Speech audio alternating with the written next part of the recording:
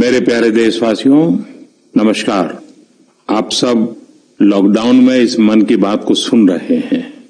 इस मन की बात के लिए आने वाले सुझाव, फोन कॉल की संख्या सामान्य रूप से कई गुना ज्यादा है। कई सारे विषयों को अपने अंदर समेट आपकी यह मन की बातें मेरे तक पहुंची हैं। मैंने कोशिश की है कि इनको ज्यादा से ज्यादा पढ़ पाऊं, सुन पाऊं। आपकी बातों से कई ऐसे पहलू जानने को मिले हैं जिन पर इस आपाधापी में ध्यान ही नहीं जाता है। मेरा मन करता है कि युद्ध के बीच हो रही इस मन की बात में उन्हीं कुछ पहलुओं को आप सभी देशवासियों के साथ बांटूं। साथियों, भारत की कोरोना के खिलाफ लड़ाई सही मायने में पीपल ड्रिवन है। भारत में कोरोना के खिलाफ लड़ाई जनता लड़ रही है, आप लड़ रहे हैं। जनता के साथ मिलकर शासन प्रशासन लड़ रहा है। भारत जैसा विशाल देश जो विकास के लिए प्रयत्नशील है, गरीबी से निर्णायक लड़ाई लड़ रहा है। उसके पास कोरोना से लड़ने और जीतने का यही एक तरीका है। और हम भाग्यशाली हैं कि आज पूरा देश का हर नागरिक, जन जन इस लड़ाई का सिपाही है, लड़ाई का नेतृत्व कर रहा है। आप कहीं भी नजर डालिए, आपको एहसास हो जाएगा कि भारत की लड़ाई पीपल ड्रिवन है। जब पूरा विश्व इस महामारी के संकट से जूझ रहा है, भविष्य में जब इसकी चर्चा होगी, उसकी तौर तरीकों की चर्चा होगी, मुझे विश्वास है कि भारत की यह पीपल ड्रिवन लड़ाई, इसकी जरूर चर्चा होगी। पूरे देश में, गली मोहल्लों में, जगह जगह पर आज लोग एक दूसरे की सहायता के लिए आगे आए हैं। गरीबों के लिए खाने से लेकर राशन की व्यवस्था हो, लॉकडाउन का पालन हो, अस्पतालों की व्यवस्था हो, मेडिकल इक्विपमेंट का देश में ही निर्माण हो। आज पूरा देश एक लक्ष्य, एक दिशा, साथ साथ चल रहा है। ताली, थाली, दिया, मोमबत्ती, इन सारी चीजों ने जो भावनाओं को जन्म दिया, जिस जज्बे से देशवासियों ने कुछ न कुछ करने की ठान ली, हर किसी को इन बातों ने प्रेरित किया है। शहर हो या गांव, ऐसा लग रहा है जैसे देश में एक बहुत बड़ा महायज्ञ चल रहा है, जिसमें हर कोई अपना योगदान देने के लिए आतुर है।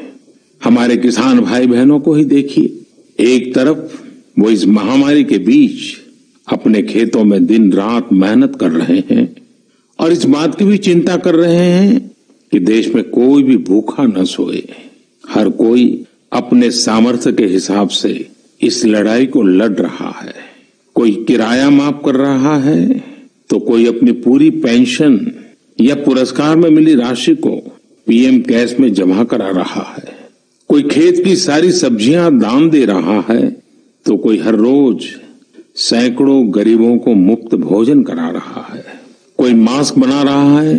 कहीं हमारे मजदूर भाई बहन क्वारंटीन में रहते हुए जिस स्कूल में रह रहे हैं, उसकी रंगाई पुताई कर रहे हैं।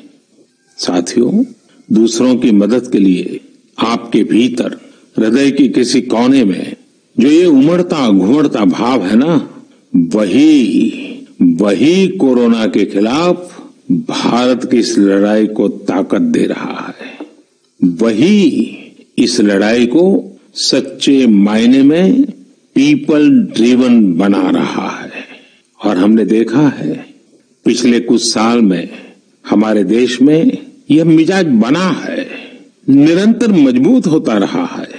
चाहे करोड़ों लोगों का गैस सब्सिडी छोड़ना हो, लाखों सीनियर सिटीजन का रेलवे सब्सिडी छोड़ना हो, स्वच्छ भारत अभियान का नेतृत्व लेना हो, टॉयलेट बनाने हो, अनगिनत बातें ऐसी है।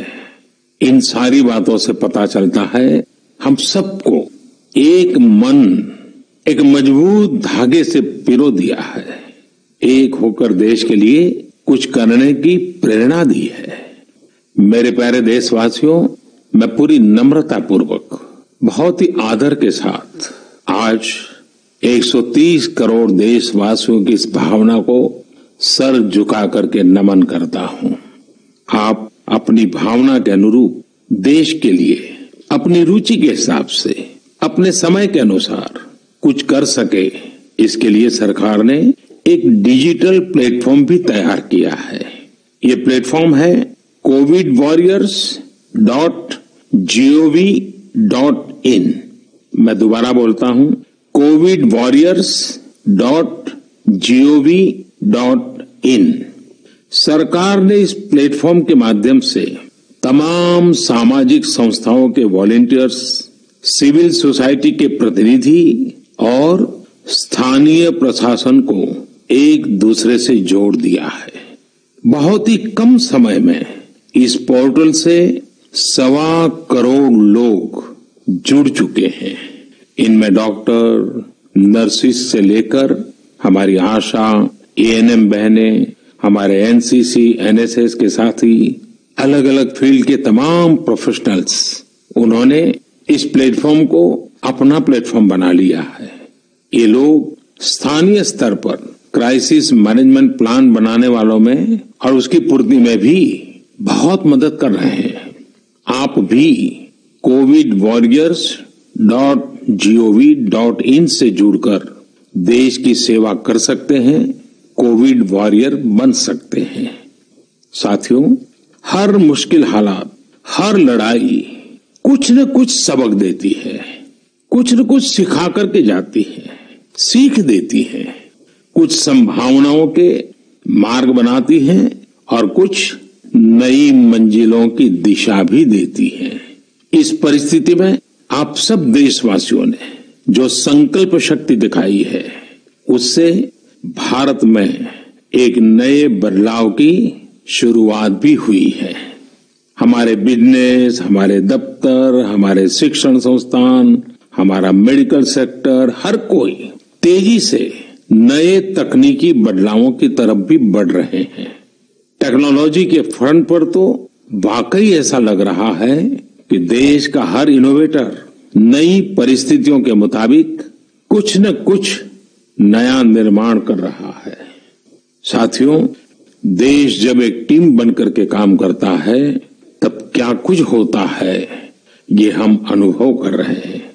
आज केंद्र सरकार हो, राज्य सरकार हो, इनका हर एक विभाग और संस्थान राहत के लिए मिलजुल करके पूरी स्पीड से काम कर रहे हैं।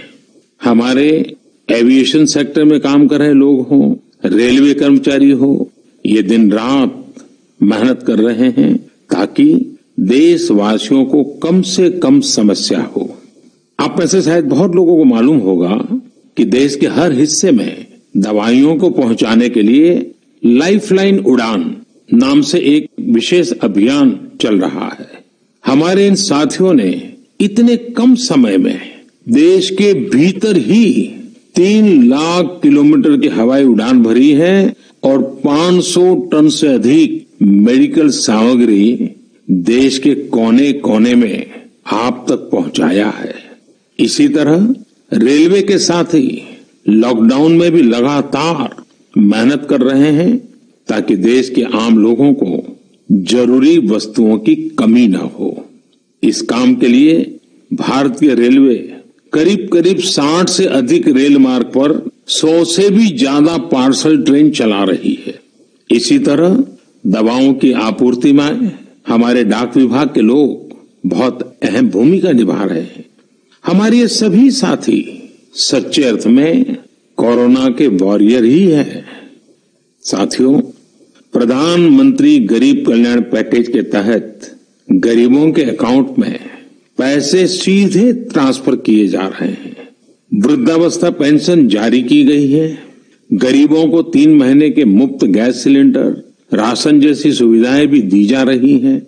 इन सब कामों में सरकार के अलग अलग विभागों के लोग, बैंकिंग सेक्टर के लोग एक टीम की तरह दिन रात काम कर रहे हैं और मैं हमारे देश की राज्य सरकारों की भी इस बात के लिए प्रशंसा करूंगा कि वो इस महामारी से निपटने में बहुत सक्रिय भूमिका निभा रही हैं। स्थानीय प्रशासन, राज्य सरकारें जो जिम्मेदारी निभा रही हैं, उसकी कोरोना के खिलाफ लड़ाई में बहुत बड़ी भूमिका है। उनका ये परिश्रम बहुत प्रशंसनीय है। मेरे प्यारे देशवासियों, देश भर से स्वास्थ्य सेवाओं से जुड़े लोगों ने अभी हाल ही में जो अध्यादेश लाया गया है उस पर अपना संतोष व्यक्त किया है। इस अध्यादेश में कोरोना वॉरियर्स के साथ हिंसा, उत्पीड़न और उन्हें किसी रूप में चोट पहुंचाने वालों के खिलाफ बेहद सख्त सजा का प्रावधान किया गया है। हमारे doctor, nurses, paramedical staff, community health workers और ऐसे सभी लोग जो देश को कोरोना मुक्त बनाने में दिन रात जुटे हुए हैं, उनकी रक्षा करने के लिए ये कदम बहुत जरूरी था।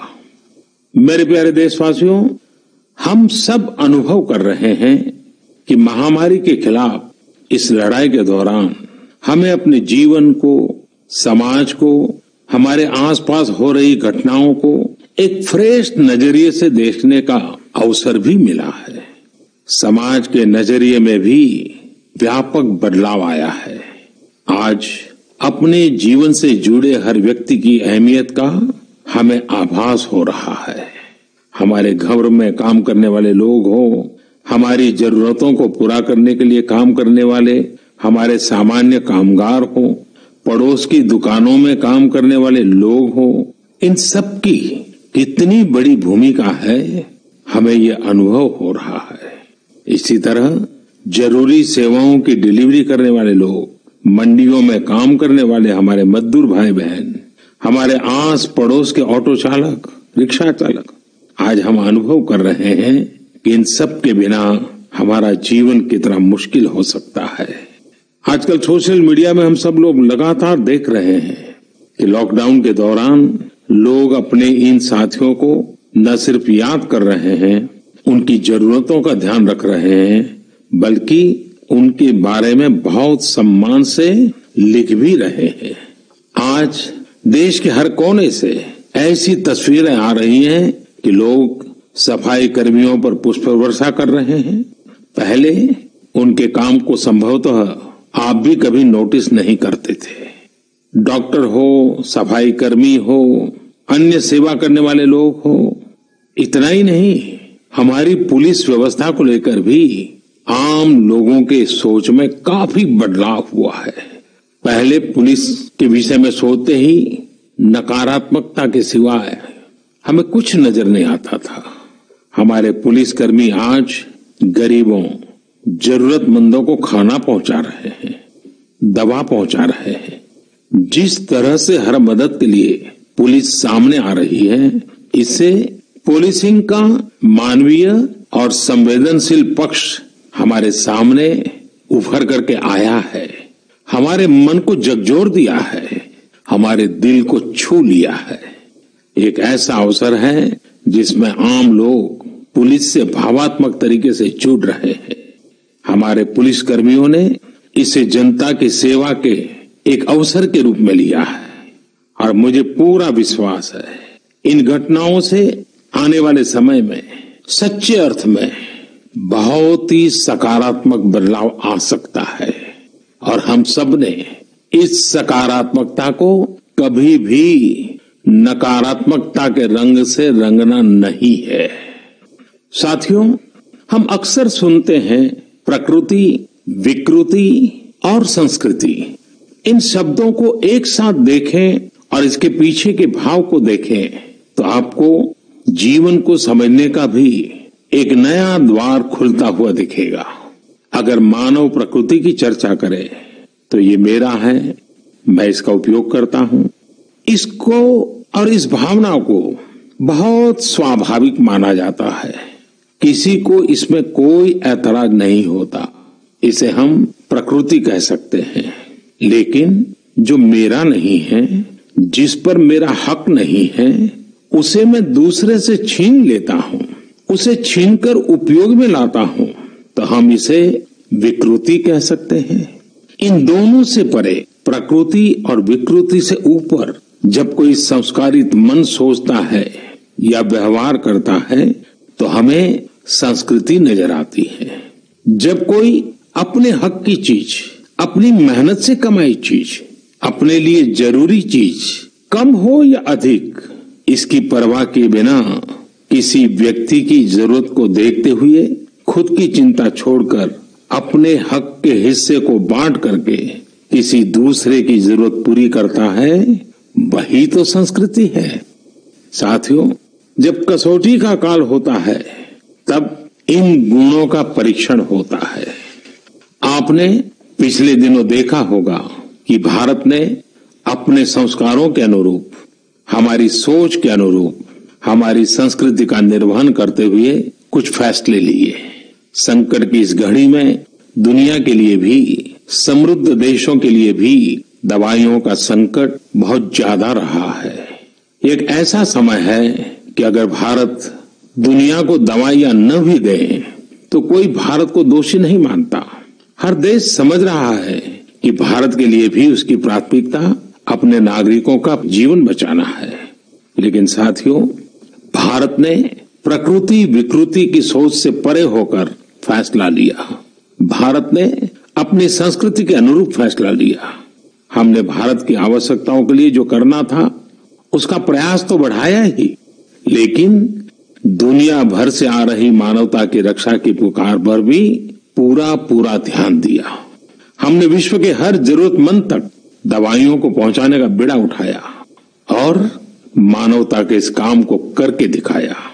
आज जब मेरी अनेक देशों के राष्ट्राध्यक्षों से फोन पर बात होती है तो भारत की जनता का आभार जरूर व्यक्त करते हैं।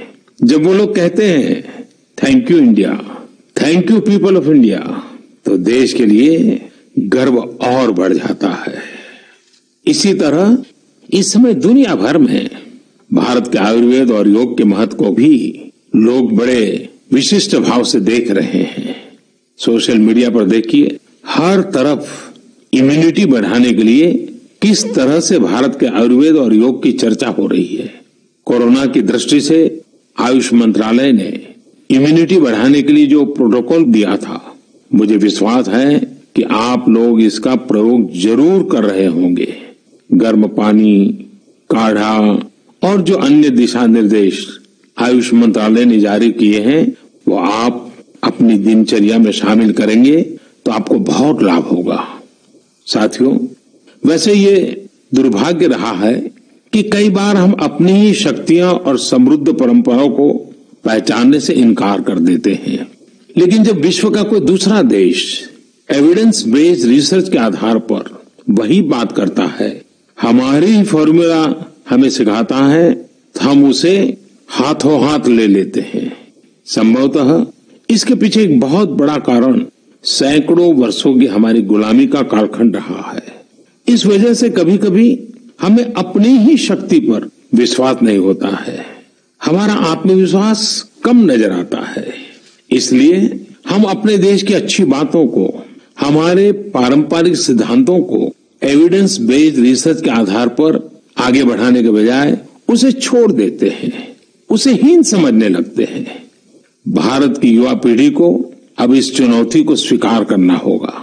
जैसे विश्व ने योग को सहज स्वीकार किया है, वैसे ही हजारों वर्षों पुराने हमारे आयुर्वेद के सिद्धांतों को भी विश्व अवश्य स्वीकार करेगा।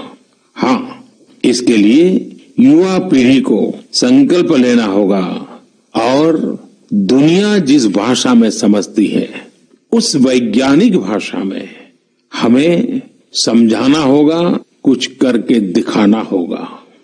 साथियों, वैसे कोविड-19 के कारण कई सकारात्मक बदलाव हमारे काम करने के तरीके, हमारी जीवन शैली और हमारी आदतों में भी स्वाभाविक रूप से अपनी जगह बना रहे हैं।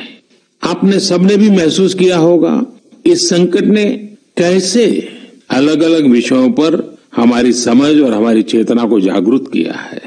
जो असर हमें अपने आसपास देखने को मिल रहे हैं, इनमें सबसे पहला है मास्क पहनना और अपने चेहरे को ढककर रखना। कोरोना की वजह से बदलते हुए हालात में मास्क भी हमारे जीवन का हिस्सा बन रहा है। वैसे हमें इसकी भी आदत कभी नहीं रही कि हमारे आसपास के बहुत सारे लोग मास्क में दिखे, लेकिन अब हो यही रहा है। हाँ, इसका ये मतलब नहीं है कि जो मास्क लगाते हैं वे सभी बीमार हैं। और जब मैं मास्क की बात करता हूं तो मुझे एक पुरानी बात याद आती है। आप सबको भी याद होगा, एक जमाना था कि हमारे देश के कई ऐसे इलाके ऐसे होते थे कि वहां अगर कोई नागरिक फल खरीदता हुआ दिखता था तो आस पड़ोस के लोग उसको जरूर पूछते थे, क्या घर में कोई बीमार है? यानी फल मतलब बीमारी में ही खाया जाता है, ऐसी एक धारणा बनी हुई थी। हालांकि समय बदला और ये धारणा भी बदली। वैसे ही मास्क को लेकर भी धारणा अब बदलने वाली ही है। आप देखिएगा, मास्क अब सभ्य समाज का प्रतीक बन जाएगा। अगर बीमारी से खुद को बचना है और दूसरों को भी बचाना है तो आपको मास्क लगाना पड़ेगा। और मेरा तो सिंपल सुझाव रहता है, गमछा मुंह ढकना है। साथियों, हमारे समाज में एक और बड़ी जागरूकता ये आई है कि अब सभी लोग ये समझ रहे हैं कि सार्वजनिक स्थानों पर थूकने के क्या नुकसान हो सकते हैं। यहां वहां कहीं पर भी थूक देना गलत आदतों का हिस्सा बना हुआ था। ये स्वच्छता और स्वास्थ्य को गंभीर चुनौती भी देता था। वैसे एक तरह से देखें तो हम हमेशा से ही इस समस्या को जानते रहे, लेकिन ये समस्या समाज से समाप्त होने का नाम ही नहीं ले रही थी। अब वो समय आ गया है कि इस बुरी आदत को हमेशा हमेशा के लिए खत्म कर दिया जाए। कहते भी हैं कि बेटर लेट देन नेवर। तो देर भले हो गई हो, लेकिन अब ये थूकने की आदत छोड़ देनी चाहिए। ये बातें जहां बेसिक हाइजीन का स्तर बढ़ाएंगी, वहीं कोरोना संक्रमण को फैलने से रोकने में भी मदद करेगी। मेरे प्यारे देशवासियों, ये सुखद संयोग ही है कि आज जब आपसे मैं मन की बात कर रहा हूं तो अक्षय तृतीया का पवित्र पर्व भी है। साथियों, क्षय का अर्थ होता है विनाश, लेकिन जो कभी नष्ट नहीं हो, जो कभी समाप्त नहीं हो, वो अक्षय है। अपने घरों में हम सब इस पर्व को हर साल मनाते हैं, लेकिन इस साल हमारे लिए इसका विशेष महत्व है। आज के कठिन समय में यह एक ऐसा दिन है जो हमें याद दिलाता है कि हमारी आत्मा, हमारी भावना अक्षय है। यह दिन हमें याद दिलाता है कि चाहे कितनी भी कठिनाइयां रास्ता रोके, चाहे कितनी भी आपदाएं आए, चाहे कितनी भी बीमारियों का सामना करना पड़े, इनसे लड़ने और जूझने की मानवीय भावनाएं अक्षय है। माना जाता है कि यही वो दिन है जिस दिन भगवान श्री कृष्ण और भगवान सूर्यदेव के आशीर्वाद से पांडवों को अक्षय पात्र मिला था। अक्षय पात्र यानी एक ऐसा बर्तन जिसमें भोजन कभी समाप्त नहीं होता है। हमारे अन्नदाता किसान हर परिस्थिति में देश के लिए, हम सब के लिए इसी भावना से परिश्रम करते हैं। इन्हीं के परिश्रम से आज हम सब के लिए, गरीबों के लिए देश के पास अक्षय अन्न भंडार है। इस अक्षय तृतीया पर हमें अपने पर्यावरण, जंगल, नदियां और पूरे इकोसिस्टम के संरक्षण के बारे में भी सोचना चाहिए, जो हमारे जीवन में महत्वपूर्ण भूमिका निभाते हैं। अगर हम अक्षय रहना चाहते हैं तो हमें पहले यह सुनिश्चित करना होगा कि हमारी धरती अक्षय रहे। क्या आप जानते हैं कि अक्षय तृतीया का यह पर्व दान की शक्ति यानी पावर ऑफ गिविंग का भी एक अवसर होता है। हम हृदय की भावना से जो कुछ भी देते हैं, वास्तव में महत्व उसी का होता है। यह बात महत्वपूर्ण नहीं है कि हम क्या देते हैं और कितना देते हैं। संकट के इस दौर में हमारा छोटा सा प्रयास हमारे आसपास के बहुत से लोगों के लिए बहुत बड़ा संबल बन सकता है। साथियों, जैन परंपरा में भी यह बहुत पवित्र दिन है, क्योंकि पहले तीर्थंकर भगवान ऋषभदेव के जीवन का यह एक महत्वपूर्ण दिन रहा है। ऐसे में जैन समाज इसे एक पर्व के रूप में मनाता है और इसलिए ये समझना आसान है कि क्यों इस दिन को लोग किसी भी शुभ कार्य को प्रारंभ करना पसंद करते हैं। चूंकि आज कुछ नया शुरू करने का दिन है, तो ऐसे में क्या हम सब मिलकर अपने प्रयासों से अपनी धरती को अक्षय और अविनाशी बनाने का संकल्प ले सकते हैं? साथियों, आज भगवान बसवेश्वर जी की भी जयंती है। ये मेरा सौभाग्य रहा है कि मुझे भगवान बसवेश्वर की स्मृतियां और उनके संदेश से बार बार जुड़ने का, सीखने का अवसर मिला है। देश और दुनिया में भगवान बसवेश्वर के सभी अनुयायियों को उनकी जयंती पर बहुत बहुत शुभकामनाएं। साथियों, रमजान का भी पवित्र महीना शुरू हो चुका है। जब पिछली बार रमजान मनाया गया था तो किसी ने सोचा भी नहीं था कि इस बार रमजान में इतनी बड़ी मुसीबतों का भी सामना करना पड़ेगा। लेकिन अब जब पूरे विश्व में ये मुसीबत आ ही गई है, तो हमारे सामने अवसर है इस रमजान को संयम, सद्भावना, संवेदनशीलता और सेवा भाव का प्रतीक बनाएं। इस बार हम पहले से ज्यादा इबादत करें ताकि ईद आने से पहले दुनिया कोरोना से मुक्त हो जाए और हम पहले की तरह उमंग और उत्साह के साथ ईद मनाएं। मुझे विश्वास है कि रमजान के इन दिनों में स्थानीय प्रशासन के दिशा निर्देशों का पालन करते हुए कोरोना के खिलाफ चल रही इस लड़ाई को हम और मजबूत करेंगे। सड़कों पर, बाजारों में, मोहल्लों में फिजिकल डिस्टेंसिंग के नियमों का पालन अभी बहुत आवश्यक है। मैं आज उन सभी कम्युनिटी लीडर्स के प्रति भी आभार प्रकट करता हूं जो 2 गज दूरी और घर से बाहर नहीं निकलने को लेकर लोगों को जागरूक कर रहे हैं।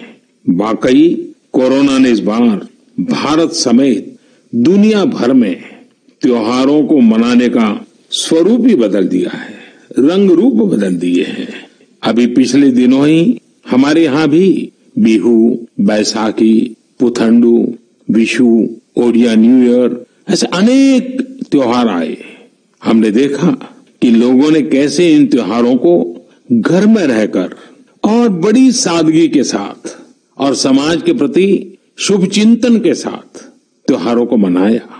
आमतौर पर वे इन त्योहारों को अपने दोस्तों और परिवारों के साथ पूरे उत्साह और उमंग के साथ मनाते थे, घर के बाहर निकलकर अपनी खुशी साझा करते थे।